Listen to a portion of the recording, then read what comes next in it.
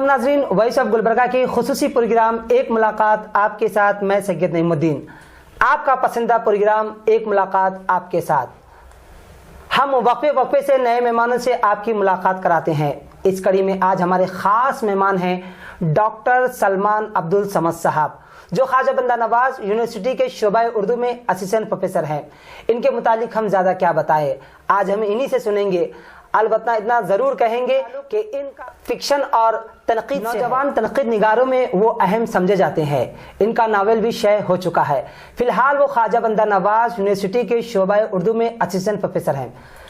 Doctor साहब, हमारा एक एपिसोड चल रहा है और इस एपिसोड में हमारे ख़ास मेहमान आप हैं, तो हमारी टीम की जानिब से आपका हमारे प्रोग्राम में खैर व मक़दम करते हैं। बहुत बहुत शुक्रिया, नवाजिशें आपकी।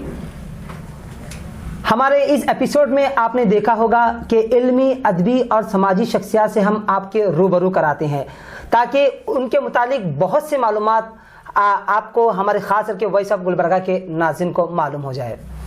हाल ही में डॉक्टर साहब ने एक किताब, एक नावल भी शेयर हुई है, जो मेरे हाथ में आप देख रहे हैं, मतन के आसपास और लफ्ज़ों का लहू। ये दो किताबें डॉक्टर साहब की एक नावल और किताब शेयर हुई है। सवालों की तरफ आगे बढ़ते हैं।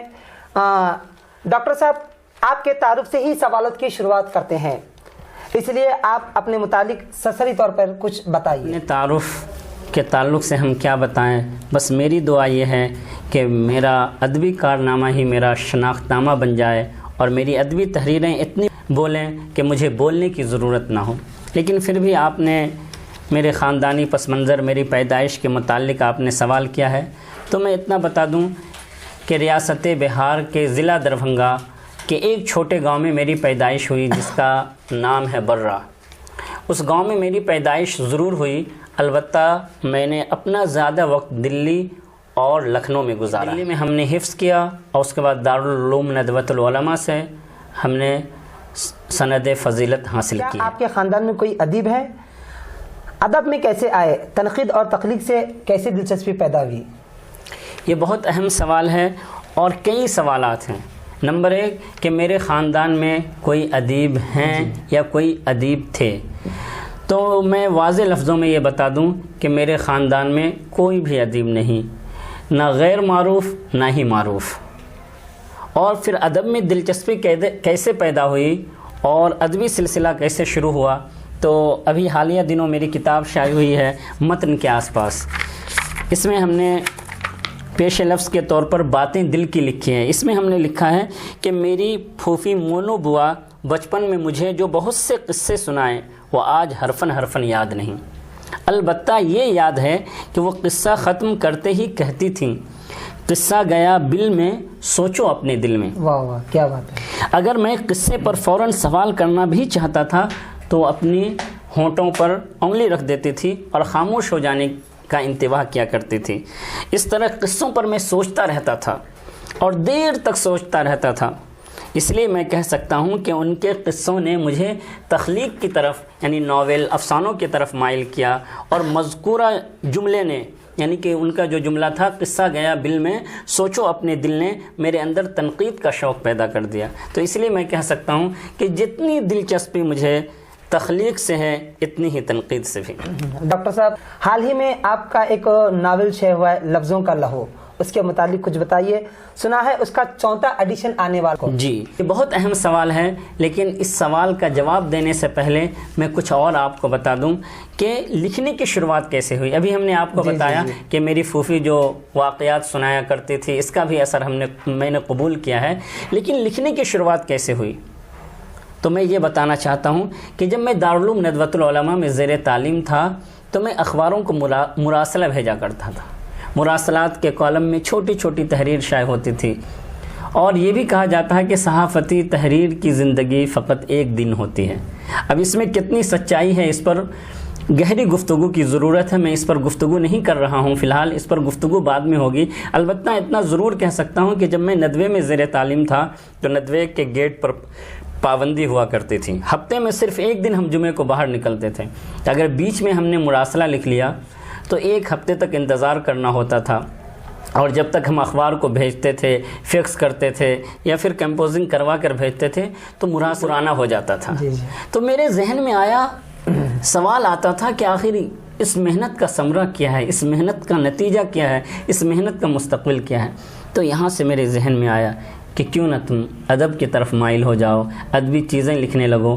تو اسی زمانے میں ہم نے افسانہ لکھنا شروع کر دیا تھا۔ وہاں سے جب میں دلی آیا، جواہر لال نہرو یونیورسٹی میں میرا ایڈمیشن ہوا، تو وہاں کی ایک تخلیقی فضا تھی، وہاں کی آزاد خیالی تھی۔ لوگ سوچتے تھے، بولتے تھے، سوچ کر بولتے تھے اور بولنے کے بعد بھی سوچتے تھے۔ تو یہ چیزیں وہاں مجھے بہت پسند آئی، اور یہی وہ زمانہ ہے کہ جب میں میڈیا سے بھی جڑ گیا تھا، چند اخباروں میں کام بھی کیا، تو وہاں کے تجربات تھے، وہاں کے سیاسی سماجی مسائل تھے، پھر جے این یو کی آزاد خیالی تھی۔ تو پھر ہم نے سوچا کہ کیوں نہ کچھ ایسی چیز لکھیں کہ جو بالکل نہیں ہو۔ میں اس ناول لفظوں کے لہو کے متعلق یہ بتانا چاہتا ہوں کہ یہ صحافت کے پس منظر میں ہے، یہ صحافت کے پس منظر میں ہے۔ صحافت پر مکمل کوئی ناول اب تک میری نگاہ سے تو نہیں گزرا ہے اردو میں۔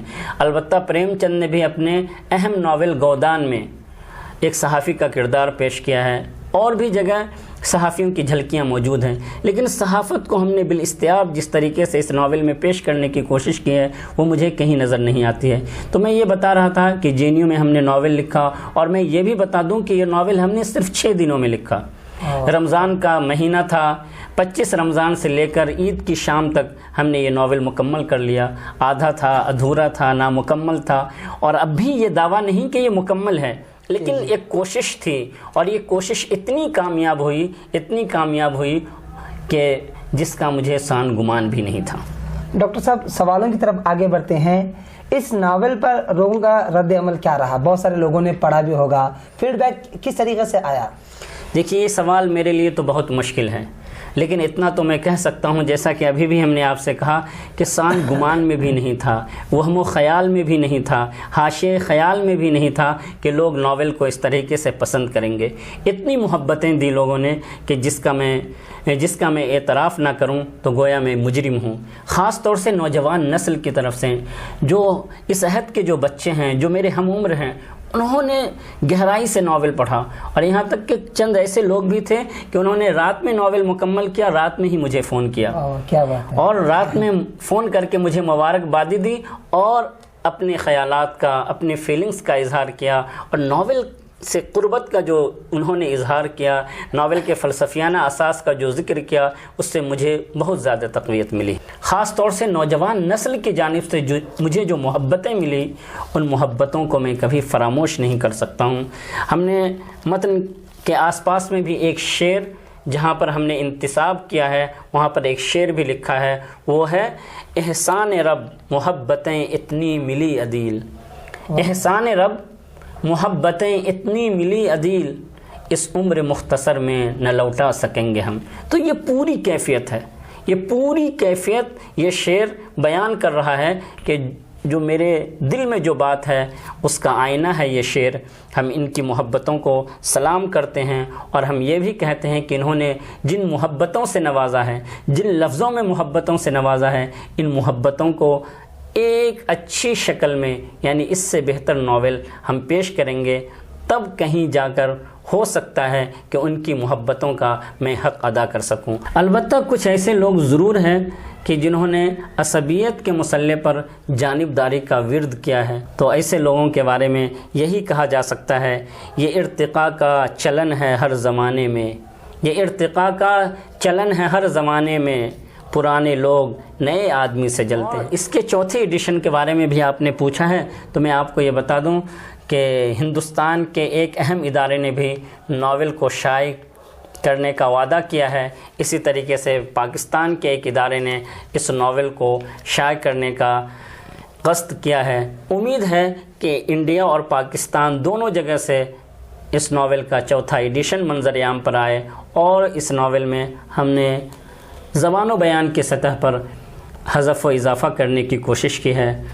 امید ہے کہ اب اس ناول کو اور لوگ پسند کریں گے۔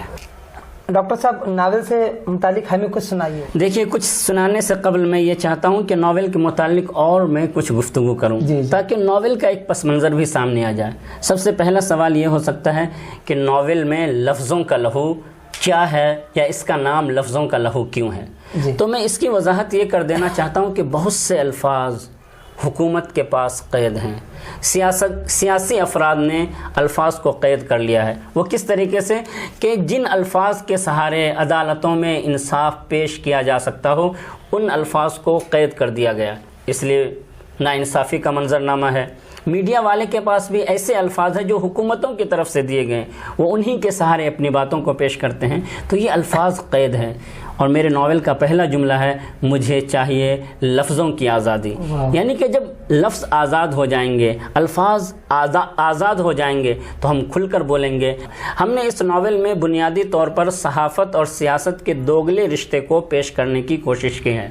आपने सौतनों के बारे में सुना होगा, उनके दरमियान कैसी रास्ता कशी होती है, किस कदर तनाव की कैफियत होती है। हमने इस तनाव के दरमियान से एक नया रिश्ता निकालने की कोशिश की है। तो मेरे नावल में रिश्तों की नई शक्ल, रिश्तों की नई रोशनी, रिश्तों की एक नई कैफियत, इसी तरीके से सहाफ़त और सियासत का एक गहरा रिश्ता, ये है नावल का पस मंज़र। डॉक्टर साहब, नावल के मुतालिक बहुत कुछ आपने बताया है, और हमारे नाज़रीन भी ये चाहेंगे कि नावल से मुतालिक कुछ सुनाइए। ये 2-3 इक़्तिबास सुनिए जी। इधर मीडिया समाजी हुआ, उधर मीडिया वाले सियासी हो गए। फिर मल्टी मीडिया सेठ ने भी सियासत को सुझा दिया कि जब मैं जेब की दुनिया में समा सकता हूँ, तो मल्टी से आज़ाद मीडिया जेब में कैसे सुकून नहीं पा सकता है। आइए दूसरा इक़्तिबास भी सुन लीजिए। अहम और गैर अहम का फ़लसफ़ा भी एक अहम फ़लसफ़ा होता है, क्योंकि इन दोनों के बीच वहम का पुलसिरात वाक़ई होता है। और सुना दूँ? जी जी। और NDTV और जो एक सियासत हो रही है हमारे मुल्क में, किस तरीके से अखबारों को ख़रीदने की सियासत जारी है, और इसी तरीके से चैनलों को ख़रीदने की सियासत जारी है, उस तनाजुर में सुनिए। हम अखबार ख़रीदते हैं और सियासतदां अखबार वालों को, फिर अखबार वाले कलम वालों को ख़रीद लेते हैं। यहाँ पहुँचकर ख़रीदने का मरहला तमाम हो जाता है और शुरू होता है बेचने का सिलसिला। इस सिलसिले में कलम की निब के एवज़ कौम बिक जाती है। गोया आज शायद सहाफ़त ख़रीदने से ज़्यादा बेचने या बिक जाने में यकीन रखती है। एक और सुन लीजिए छोटा सा इक़्तिबास कि इंसानी जहन एक ऐसा कब्रिस्तान है जहाँ माकूल सवालात को चुटकियों में दफना दिया जाता है। इन दफन होने वाले सवालों की तादाद दुनिया भर में मरने वाले इंसानों से कहीं ज़्यादा है, क्योंकि एक इंसान के अंदर एक सवाल दफन नहीं होता। इंसानी आंतों को चाक करके देखा जाए तो मालूम होगा मफाद की खातिर लाखों सवालात ज़िंदा दरगोर कर दिए गए हैं। वाह वाह, क्या बात है। डॉक्टर साहब, सवालों की तरफ आगे बढ़ते हैं। क्या ये सदी फिक्शन की सदी है? क्या आप इस सदी के फिक्शन से मुतमईन हैं? ये बहुत अहम सवाल है। किसी ने अगर इसको फिक्शन की सदी कहा है तो वाकई सच कहा है। अगर हम उर्दू की बात कर लें, उर्दू में इन 20 वर्षों में, यानी कि 2001 से लेकर 2020-21 तक अगर हम गहराई से गौर व फिक्र करें और उर्दू नावलों की तादाद या उर्दू नावलों की फहरिस्त तैयार करें, तो हमें अंदाज़ा होगा कि तकरीबन 200 नावल लिखे गए। 200 नावल। इसमें देखिए कि मुशर्रफ आलम ज़ौक़ी, जिनका अभी हालिया दिनों इंतकाल हुआ है, रहमान अब्बास, गज़नफ़र, पैगाम आफ़ाक़ी, खालिद जावेद, शमूइल अहमद, अब्दुस समद वगैरह ने 6-6, 5-5, 8-8 नावल लिखे हैं। फिर नई नस्ल में भी, जिस नस्ल से मेरा ताल्लुक़ है, आप कह सकते हैं ताज़ा कार नस्ल, उसमें सफ़ीना बेगम ने भी नावल लिखा है, हुमैरा आलिया ने भी नावल लिखा है, इसी तरीके से और कई लोगों ने नावल लिखे हैं। तो कुल मिलाकर हम ये कह सकते हैं कि ये फ़िक्शन की सदी है कि जब 20 वर्षों में इतने नावल लिखे गए हैं, तो अभी 80 साल बाकी हैं। 80 वर्षों में कितने नावल लिखे जाएंगे, इसका अंदाज़ा किया जा सकता है। और दूसरा सवाल आपका ये था कि आप मुतमईन हैं या नहीं। जी जी। तो इत्मीनान और गैर इत्मीनान ये एक अहम सवाल है। तो ये सवाल ये है कि आखिर किस अहद के अदीबों ने ये कहा कि मैं इस अहद से मुकम्मल तौर पर मुतमईन हूँ। प्रेमचंद भी अपने अहद में रोते थे। प्रेमचंद کے تعلق سے رونے کا لفظ استعمال کرنا بہتر نہیں ہے، لیکن پریم چند بھی اپنے عہد کے بارے میں کہتے تھے اچھا نہیں لکھا جا رہا، اچھا نہیں لکھا جا رہا۔ اسی طریقے سے اور بھی ادیب تھے، ہر ادیب جو ایک معتبر ہو، اکثر و بیشتر ادیبوں نے اپنے عہد کی چیزوں سے غیر اطمینانی کا اظہار کیا ہے۔ تو میں کہوں کہ مجھے اس عہد سے، جس عہد میں سانس لے رہا ہوں، اس عہد میں اردو والے جو لکھ رہے ہیں وہ قابل فخر ہیں، اور اردو والے قابل مبارکباد ہیں، اور وہ ایسی چیزیں پیش کر رہے ہیں کہ جن میں امکانات ہیں، اور ان امکانات کی بنیاد پر ہم یہ کہہ سکتے ہیں کہ 21ویں صدی میں اردو کا فکشن اور بھی تابناک ہوگا۔ فکشن کے بارے میں بہت سی بات ہوئی ہے، اب تنقید کی طرف چلتے ہیں۔ اپنی تنقید کے متعلق کچھ بتائیے، آپ یہاں تک کہ آپ کے تنقید مضامین کا مجموعہ بھی آ چکا ہے۔ بہت اچھا سوال آپ نے تنقید کے حوالے سے کیا ہے، لیکن تنقید پر اظہار خیال کرنا انتہائی حساس مسئلہ ہے، اور ابھی تو ہم لوگوں کی شروعات ہے، ہم لوگ تازہ کار نسل سے تعلق رکھتے ہیں، تو ہمارے لیے تنقید پر گفتگو کرنا کوئی آسان کام نہیں ہے۔ لیکن اتنا یہ کہا جا سکتا ہے کہ جس طریقے سے ناولوں کی تعداد بڑھ رہی ہے، اسی طریقے سے تنقیدی مضامین کے مجموعے کی تعداد بھی بڑھ رہی ہے۔ وجہ اس کی یہ ہے کہ ہر ریسرچ اسکالر جو پی ایچ ڈی کر رہا ہے تو وہ مقالہ بھی لکھتا ہے۔ جب وہ مقالہ لکھ لیتا ہے تو اس کو جب منظر عام پر لاتا ہے تو وہ یہ کہتا ہے کہ میں ناقد ہوں۔ تو اب یہ صورتحال ہے کہ اب تنقید کی فہرست یا ناقدوں کی فہرست اگر ہم بنائیں تو بہت مشکل سے بنا سکتے ہیں۔ اب رہی بات کہ تنقید کیسی لکھی جا رہی ہے، تو میرا جہاں تک خیال ہے کہ تنقید بھی اچھی لکھی جا رہی ہے، لیکن تنقید میں ابھی ہمیں بہت کچھ کرنے کی ضرورت ہے، خاص طور سے فکشن کی تنقید کے متعلق ہمیں بہت کچھ کرنا ہے۔ اور رہی بات تنقید کی جانبداری کی، تو میں تو ہمیشہ یہی کہتا ہوں کہ تنقید اپنے گروپ کے لیے شکنجی ہوتی ہے، اور مخالف گروپ کے لیے شکنجی اور شکنجہ کا مطلب آپ سمجھ رہے ہوں گے۔ تو یہی ہے کہ تنقید اپنے گروپ کے لیے شکنجی ہوتی ہے اور مخالف گروپ کے لیے شکنجہ۔ ڈاکٹر صاحب سوالوں کی طرف آگے بڑھتے ہیں۔ ڈاکٹر صاحب یہ بتائیے، اردو کے فروغ کے متعلق کچھ بتائیے۔ بہت سارے اردو سے ریلیٹڈ رکھنے والے، اردو سے تعلق رکھنے والے، وہ خود اپنے بچوں کو اردو پڑھانا نہیں چاہ رہے ہیں، اردو سے وابستہ ہیں، اپنے بچوں کو خود اردو سے دور کرتے ہوئے نظر آ رہے ہیں۔ دیکھیے، بہت اچھا سوال ہے کہ اردو فروغ پا رہی ہے یا اردو تنزلی کے شکار ہے۔ یہ بہت اہم سوال ہے، اور اس کو 2-3 لفظوں میں یا 2-3 جملوں میں اس کا جواب نہیں دیا جا سکتا ہے، کیونکہ ایک طبقہ ہے جس کا یہ کہنا ہے کہ اردو فروغ پا رہی ہے، اور بہت سے افراد ایسے ہیں کہ جو مایوسی کا اظہار کرتے ہیں۔ جو لوگ مایوسی کا اظہار کرتے ہیں تو ان کے پاس بھی دلائل ہیں، کہ جیسا کہ آپ نے خود کہا کہ لوگ اپنے بچوں کو اردو نہیں پڑھا رہے ہیں، اور دوسری طرف یہ ہے کہ یہ جو ملازمت سے یعنی کہ روزگار سے اردو کا کیسا مسئلہ ہے، اس پر بھی گفتگو کرنے کی ضرورت ہے۔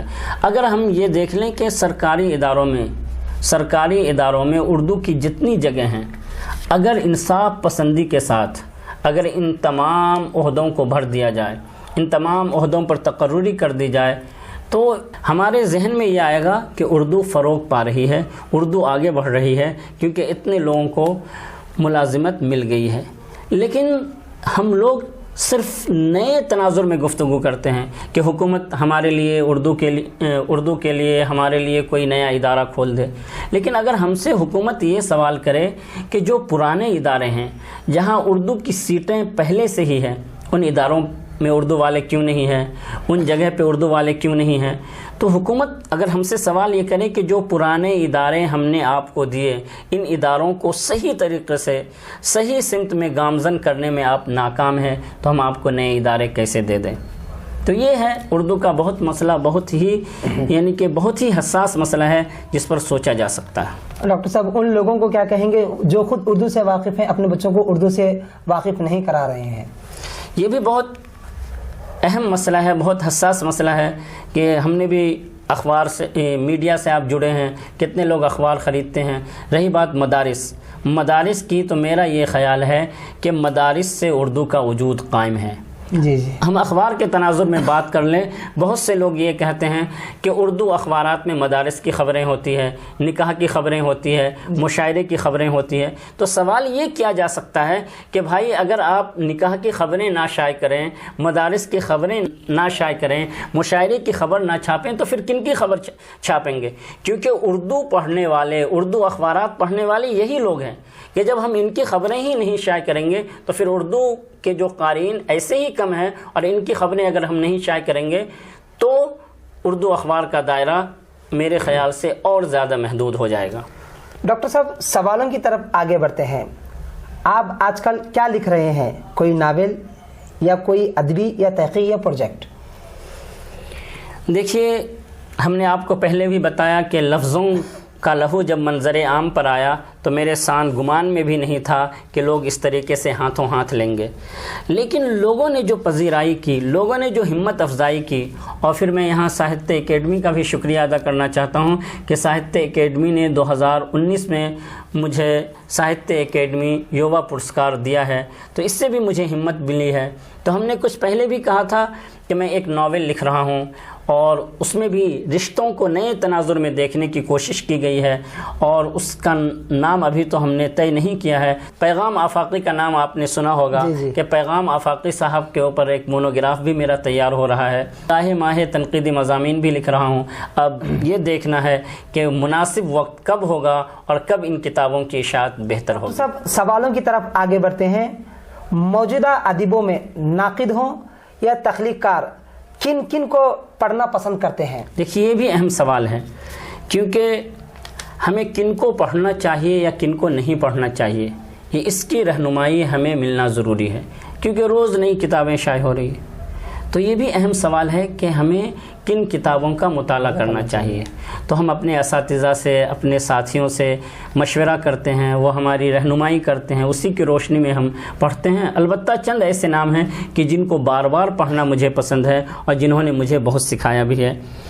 اگر تنقید کی بات کریں تو حالی، شبلی، کلیم الدین احمد اور شمس الرحمن فاروقی کو میں پسند کرتا ہوں۔ اگر ان کی کتابیں بار بار پڑھوں تو بار بار نئی چیزیں ملتی ہیں۔ اور اگر میں ناول کی بات کروں تو بہت سے لوگ حالی کو ناول نگار تسلیم کریں یا نہ کریں، لیکن ہم نے ایک مضمون بھی لکھا ہے متن کے آس پاس میں، مجالس النساء کی نئی قرت۔ ہم نے اس میں حالی کی کتاب مجالس النساء کو ہم نے ناول تسلیم کیا ہے، اور اس کو ناول تسلیم کرانے کی کوشش بھی کی ہے۔ تو ناولوں میں حالی کو، پریم چند کو، پیغام آفاقی، غضنفر، انیس اشفاق وغیرہ کو پڑھنا میں زیادہ پسند کرتا ہوں۔ اگر افسانوں کی بات کریں تو افسانوں میں مجھے منٹو، ممتاز مفتی، سید محمد اشرف، سلام بن رزاق وغیرہ ایسے فنکار ہیں جن کو پڑھنا مجھے ایک خوشگوار حیرت میں بھی مبتلا کرتا ہے، اور مجھے بہت سی نئی چیزوں کو ہمارے سامنے لاتا ہے۔ اور ایک چیز اور میں بتا دوں کہ ہم نے صحافیوں سے بھی لکھنا سیکھا ہے۔ جی جی، جو پرانے صحافی ہیں، مولانا ابوالکلام آزاد ہو، مولانا محمد علی جوہر ہو، یا اور بھی جو لوگ ہوں، ان کی تحریریں تو سکھاتی ہیں ہی، لیکن موجودہ عہد کے جو صحافی ہیں ان سے بھی ہم نے سیکھا ہے۔ اس تناظر میں اگر میں نام لوں تو عزیز ورنی نے بھی مجھے بہت سکھایا ہے، اور جو اہم کالم نگار منصور آغا، ظفر آغا، سہیل انجم اور طاہر محمود وغیرہ کے کالم سے ہم نے کالم لکھنا شروع کیا۔ بلکہ کالم ہی نہیں، بلکہ فکشن کی طرف جو میں آیا تو فکشن کی طرف مائل کرنے میں بھی کہیں نہ کہیں ان صحافیوں کا کردار ہے کہ ان صحافیوں نے مجھے بہت سکھایا ہے، ان کے جملوں نے مجھے جملے بنانا سکھایا ہے۔ تو سب سوالوں کی طرف آگے بڑھتے ہیں۔ وہ تو بڑوں کی بات ہوئی، نئی نسل بلکہ تازہ نسل کے نمائندہ ادیبوں کے بارے میں کچھ بتائیے جن سے امیدیں کی جا سکتی ہیں۔ اب تازہ کار نسل کی بات کریں تو اس میں بھی بہت سے نام ہیں، جیسے غالب نشتر، توصیف بریلوی، ڈاکٹر سفینہ، امتیاز رومی، شہناز رحمان، نہال افروز، وسیم عقیل شاہ وغیرہ ایسے نوجوان ہیں کہ جو مسلسل لکھ رہے ہیں۔ یہ مسلسل لکھ رہے ہیں، کچھ ایسے ہیں کہ جو تنقید لکھ رہے ہیں، کچھ ایسے ہیں جو افسانہ لکھ رہے ہیں، ان میں سے کچھ ایسے لوگ بھی ہیں جو ناول لکھ رہے ہیں۔ اب یہ چیزیں ان کا محاسبہ ہوگا، ان کے بارے میں ہمیں کچھ کہنے کا حق نہیں پہنچتا ہے۔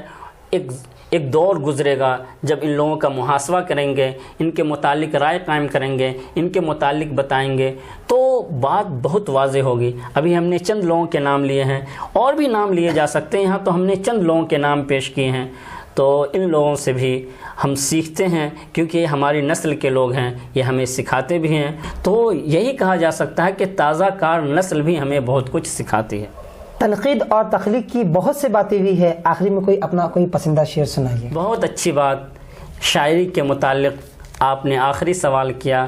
بہت سے اشعار پسند ہے، غالب کے بہت سے اشعار مجھے یاد بھی ہیں اور پسند بھی ہیں۔ اسی طریقے سے علامہ اقبال کے بہت سے اشعار مجھے یاد ہیں اور پسند بھی ہیں۔ لیکن اس موقع سے میں ایک شعر پیش کرنا چاہتا ہوں جو مظہر امام کا ہے۔ مظہر امام کا نام آپ لوگوں نے سنا ہوگا، پڑھا بھی ہوگا۔ ان کا ایک شعر ہے: حیات جاویداں پانے کی خاطر، حیات جاویداں پانے کی خاطر، حیات مختصر چھوٹی نہیں ہے۔ یعنی کہ اگر ہم اس چھوٹی سی زندگی میں چند اچھے کام کر جائیں تو ہمیں حیات جاویدہ نصیب ہو جائے گی۔ ناظرین، جیسا کہ آپ کو معلوم ہے کہ یہ تھے ہمارے ساتھ ڈاکٹر سلمان عبدالصمد صاحب، جو اسسٹنٹ پروفیسر خواجہ بندہ نواز یونیورسٹی کے ہیں۔ بہت سی گفتگو یہاں پر ہوئی ہے۔